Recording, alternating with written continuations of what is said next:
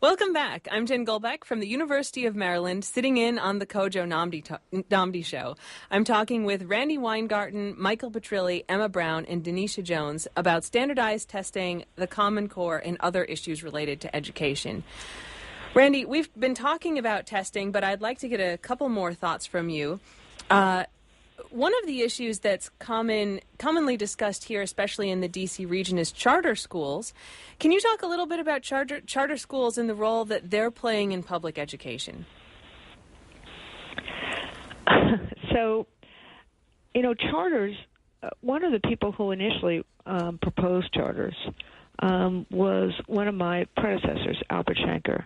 And we actually started 2.5 charters in two and a half charters in New York City, and have actually started represented a bunch of people in terms of charters. One of the charters we started in New York City is, closing because, it didn't work according to the accountability system, which was very much based upon testing.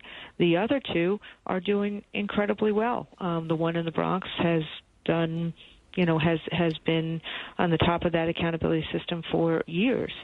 So I think what I'm saying is that initially charters were supposed to be innovative ideas that if they worked, you brought it back to the big public system. Instead, it's become a competitive system that's not always, done according to the regular transparency and accountability rules that other public systems have to follow. And some of the schools, even with all that, do very well. Some of them do really terribly.